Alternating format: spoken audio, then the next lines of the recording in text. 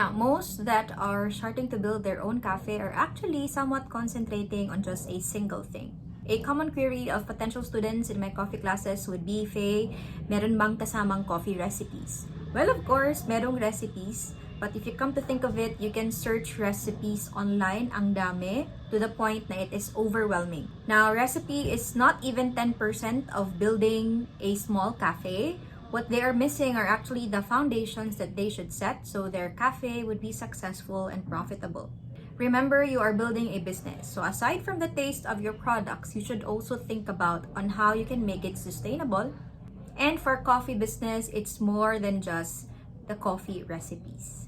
So for today's video, I'm gonna be sharing to you 7 things you shouldn't miss when starting your own small cafe.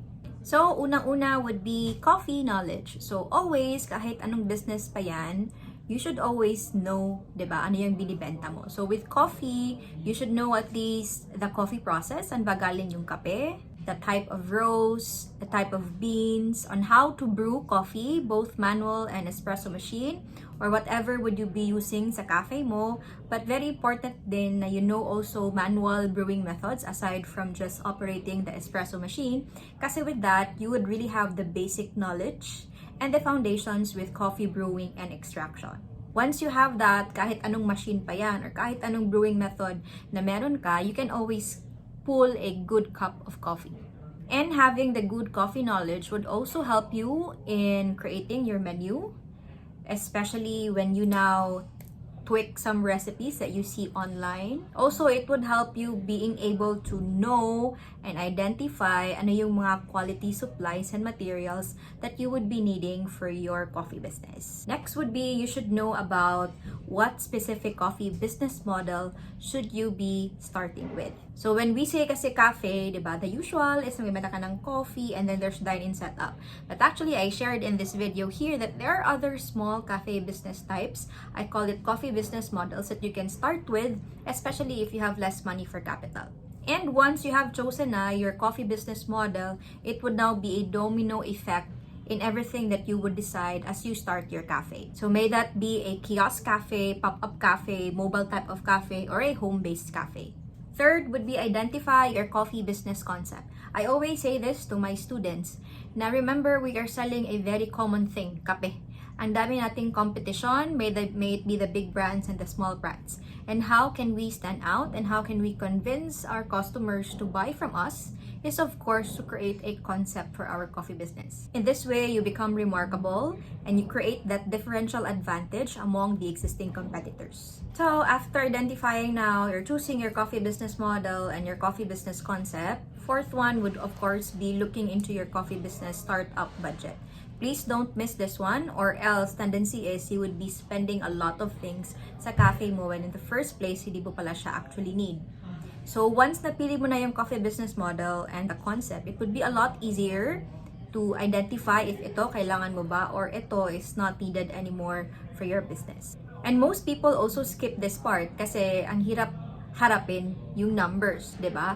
However, in the long run, it would be a lot more difficult to identify magkano yung dapat mong bawiin in your business kasi hindi ka nagkwenta. And also, another effect, if you don't really make a budget, tendency is you would be spending a lot. Hindi mo na mamalayan, yung nagasto mo na pala is 500,000 pesos or even worse is 1,000,000 pesos na. Whatever lang is comfortable for you, you can do manual na pagsulat ng budget mo, or what I share to my students would be an Excel file of a coffee startup budget.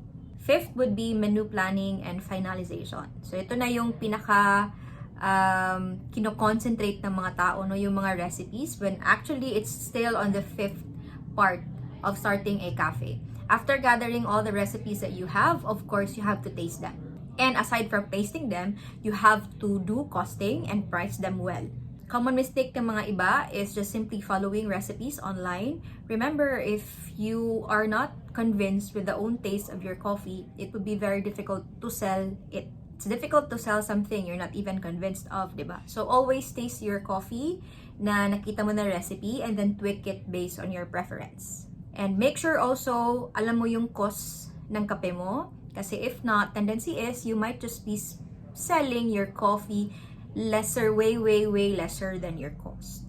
I know some tend to be really very competitive, especially if they are trying to come in with an existing competition and gusto nila talagang pasukin na medyo mas mababa yung presyo nila. So let's say, yung si competitor is already selling it at 80 pesos, gusto mong gawing 70, no? By hook or by crook, benta mo ng 70 pesos, but just really make sure na yung cost mo is way below 70.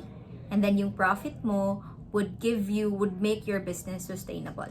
Kasi it's very, very, very difficult kung unahin mo yung pride mo, magbenta ka way lower than your competition when in the long run, hindi ka pala maging profitable, di ba? And what's the purpose again of your business, right? Is your purpose to compete or to create profit, right? Number 6 in things you shouldn't forget when starting your cafe is your marketing foundations. So a lot open without even a particular marketing plan and a marketing strategy for their business. Now, I'm not speaking about marketing plans na very academic, no? O yung kailangan mo pang by paper talaga or etc. It could be as simple as your social media marketing plan. It could be as simple as also how will you be able to promote your opening sa mga customers mo. Your opening and then your everyday operations. When creating your marketing foundations for your cafe, always just remember this question. How will you convince your customers to buy from you and not from the competition?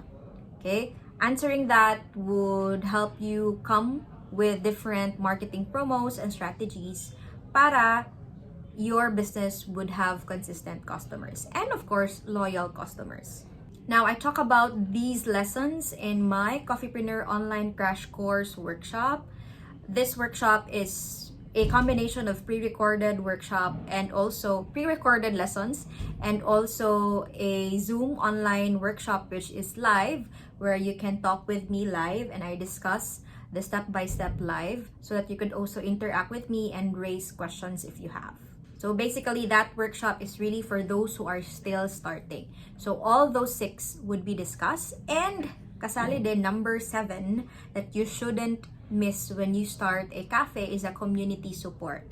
So since you would be part of the workshop and we would be seeing each other via Zoom, is you also get to know fellow coffee entrepreneurs and fellow aspiring coffee business owners nationwide.